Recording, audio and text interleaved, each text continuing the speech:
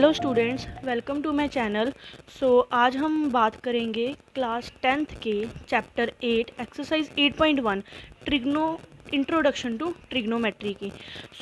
Trigonometry में हम किसी ट्रायंगल की साइड्स और एंगल की हम स्टडी करते हैं। इसमें ज़्यादातर जो टर्म्स हैं वो हैं ट्रिग्नोमेट्रिक रेशो के बारे में हमने इसमें ज़्यादातर सम्स जो हैं सोल्व करने हैं। ट्रिग्नोमेट्रिक रेशो क्या है?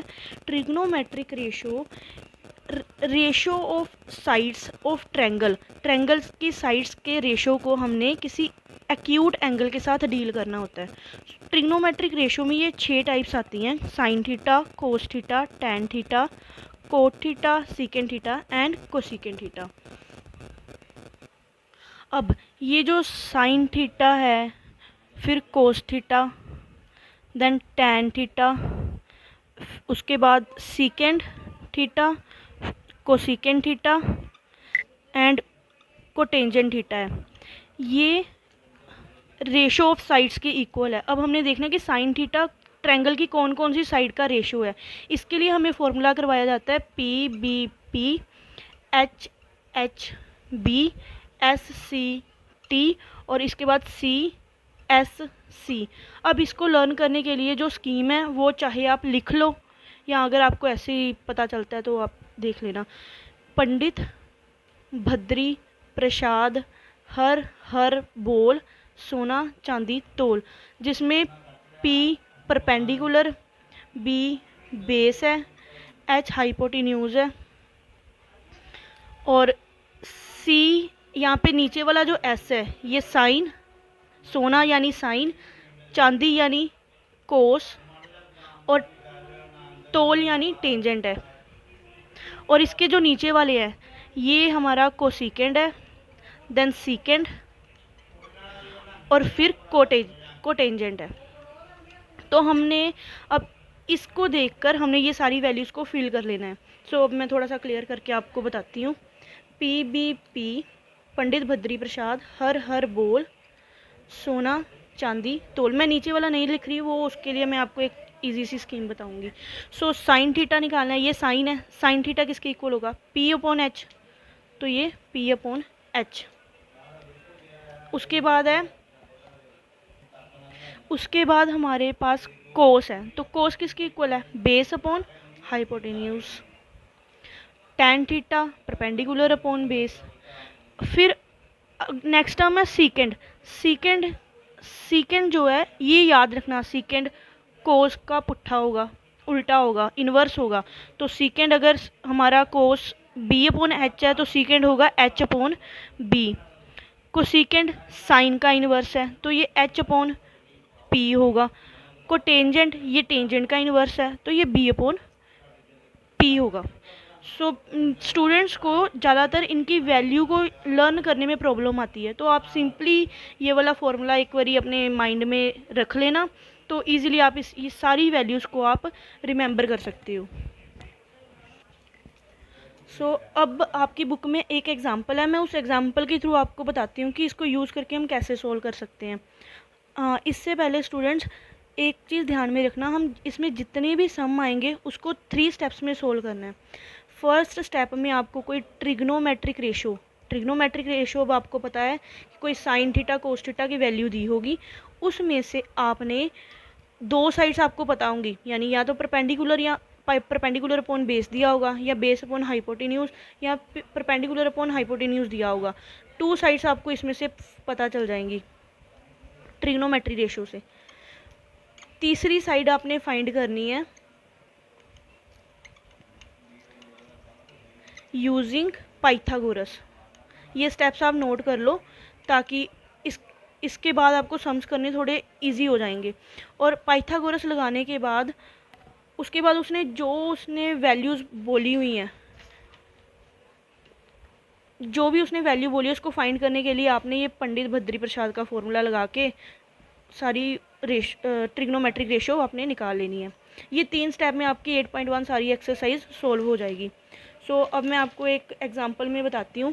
उन्होंने दिया है कि tan A ये है 4/3 3 के इक्वल सारी ट्रिग्नोमेट्रिक रेशो फाइंड करो।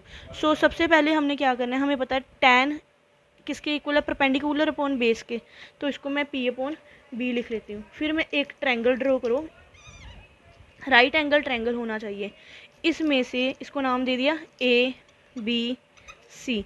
अब इसमें परपेंडिकुलर कितना हो गया 4, बेस कितना हो गया 3। इसके साथ हमने के लगाना है, क्यों, क्योंकि ये रेशोज़ हैं, ये वैल्यू परपेंडिकुलर की नहीं दी, ये रेशोज़ में दिया, तो के लगाना है इसके साथ।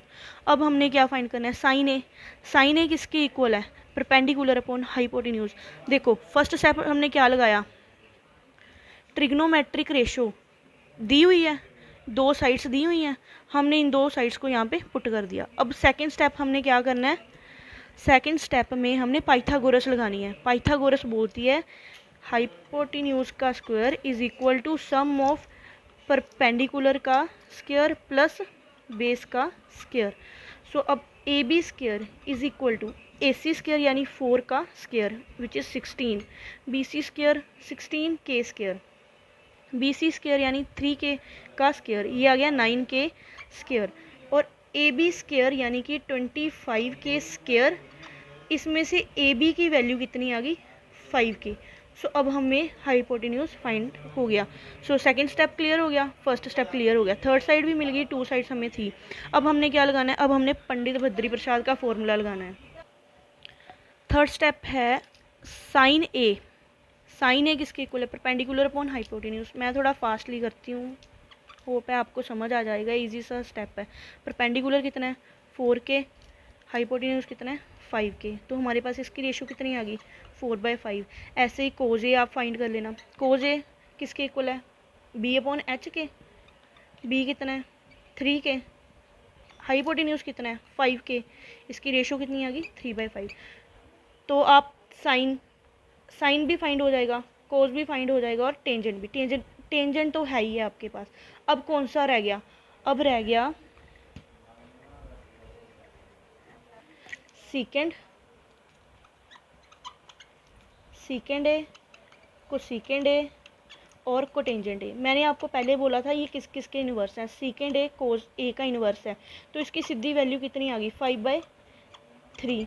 कोसेकेंड ए साइन ए का इन्वर्स है, साइन ए 4/5 है, इसका इन्वर्स यानी उल्टा कितना होगा 5/4 होगा। और साथ में ये भी लिख लेना आप कि जो सीकेंड ए है ये कोस ए का इन्वर्स है, यानी ये h/b होगा। ये आपको थोड़ा माइंड में याद रखना है, ऐसे सम भी आते हैं। कोसेकेंड ए किसका, कोसेकेंड ए साइन का इन्वर्स है, तो ये h/p है। कोटेंजेंट ए tan का इन्वर्स है, ये b/p यानी कि ये 3/4 है। तो आपकी सारी रेशोज निकल गई।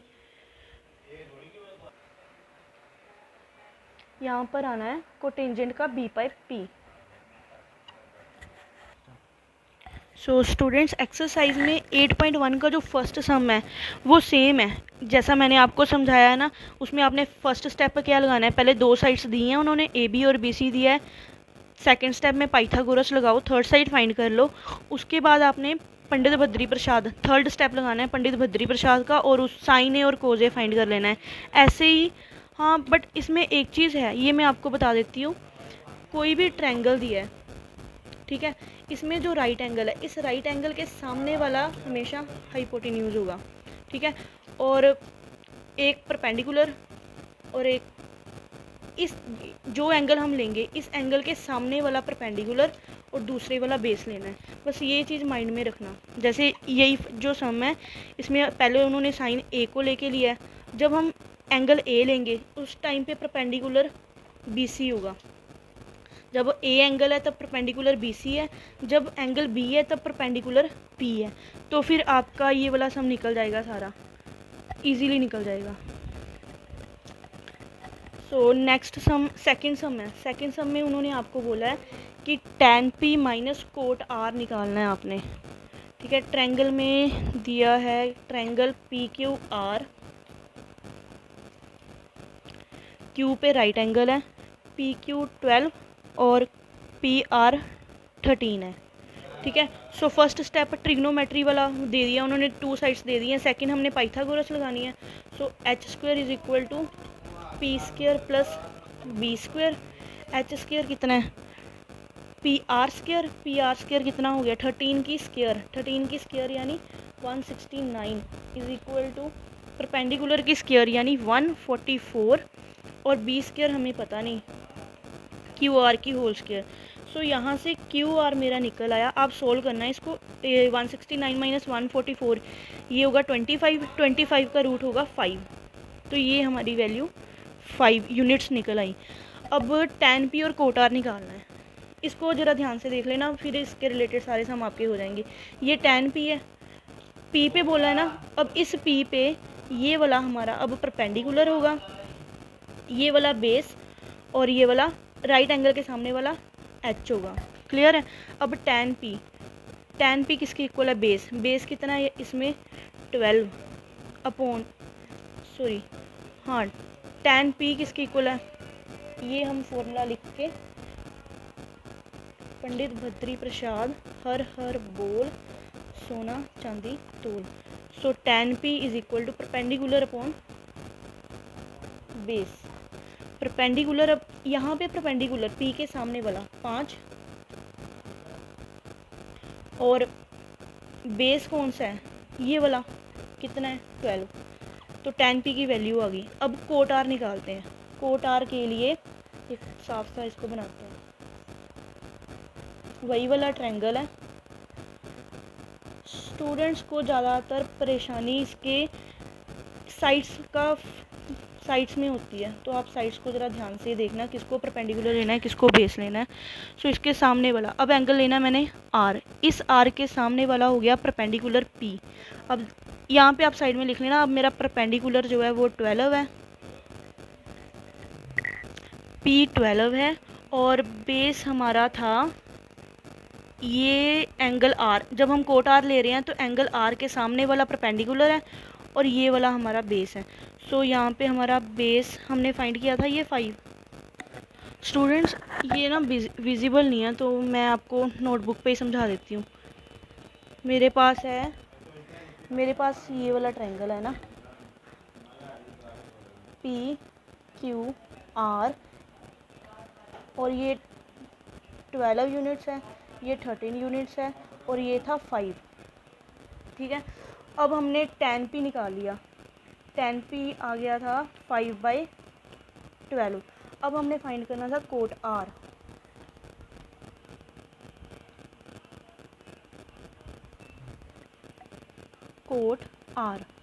कोट r के लिए ये हो गया मेरा कोट r।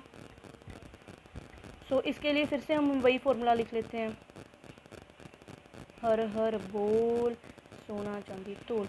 तो टेंजेंट आया base upon perpendicular upon base, cot R है तो कोटेंजेंट इसका उल्टा होगा बी अपॉन पी, तो ये आया बी अपॉन बी। बेस कितना आ गया 5 बेस इसके सामने वाला परपेंडिकुलर यानी 12, तो tan p भी 5/12 आ गया और कोट r भी 5/12। अब उसने क्या बोला कि tan p minus of cot r find करना है, तो फिर निकाल के आंसर इसमें पुट कर दो, 5/12 माइनस, नेट आंसर आया 0।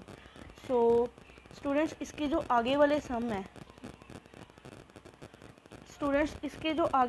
है क्वेश्चन नंबर 3, 4 और 5, उसमें सेम ऐसे ही करना है। उन्होंने ट्रिग्नोमेट्री रेशो दी है, 2 साइड्स आपको दी हुई हैं।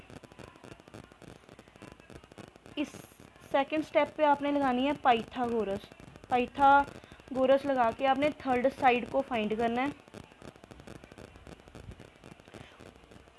फिर थर्ड स्टेप में आपने पंडित भद्री प्रसाद का फॉर्मूला लगा करके जो उन्होंने टर्म पूछी हैं उसे फाइंड करके जो उन्होंने टर्म दिए हैं उसमें पुट कर देना है। इजीली आपके ये सम सॉल्व होंगे। बस इस चीज़ को माइंड में रखना कि परपेंडिकुलर कौन लेना है और बेस कौन सा लेना है। सो इसके बाद जो क्वेश्चन नंबर 6 है वो आपकी एक पीछे एग्जाम्पल 2 एग्जाम्पल्स में उसके जैसा ही है, क्वाइट इजी है। उसमें ये बोला उसने कि cos A is equal to cos B है अगर, तो ये शो करो कि angle A is equal to angle B होगा। इसके लिए आपने 2 अलग अलग ट्रायंगल लेने हैं, एक का नाम AMP रख दो दूसरे का नाम इस पे ए, दूसरे का नाम बी सी क्यू रख के बाकी इसमें जो स्टेप्स हैं वो सारे एग्जाम्पल के जैसे ही होंगे, इजीली ये भी सब निकल जाएगा। तो मैं आपको ये बता देती हूँ इसमें करना क्या है। उन्होंने बोला cos A is equal to cos B, तो कोज ए, इस वाले ट्रायंगल में कोज ए किसके इक्वल है? कोज ए हमें वही P B P H H B में देखा है कि कोज ए जो है वो base cos B upon H के इक्वल है। यहाँ पे बेस कितना है? A M is equal to hypotenuse, ये कितना है? A P. ऐसे कोज बी में बेस कितना है? बी क्यू, और हाइपोटेन्यूज कितना है? B C. अब उन्होंने बोला दोनों सेम है, अगर दोनों सेम है इट मीन्स कि A M upon A P is equal to B Q upon B C होगा। तो क्रॉस मल्टीप्लाई कर देते हैं, इसको नीचे ले आना है, नीचे वाले को ऊपर ले आना है। So A M by B Q is equal to A P by B C. अब हमने जो टर्म फाइंड करनी है, अगर इस ट्रायंगल में देखें तो जो मैंने फ्रैक्शन लिखी है वो लिखी है A M by Q B is equal to A P by B C. अब हमने क्या प्रूव करना है? हमने M P by B C find करना है, सॉरी क्यू सी फाइंड करना है। इसको हम के को लिख लेते हैं। तो अब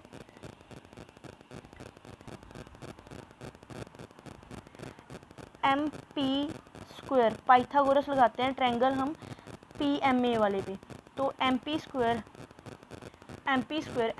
क्या है? परपेंडिकुलर। पाइथागोरस कहती है H square is equal to P square plus B square. अब मैंने क्या फाइंड करना है? Perpendicular. So P square is equal to H square minus B square के इक्वल होगा। परपेंडिकुलर हो गया एम पी स्क्वायर, हाइपोटेन्यूज कितना है? ए पी स्क्वायर, बेस कितना है? A M square. M P is equal to root of A P square minus A M square.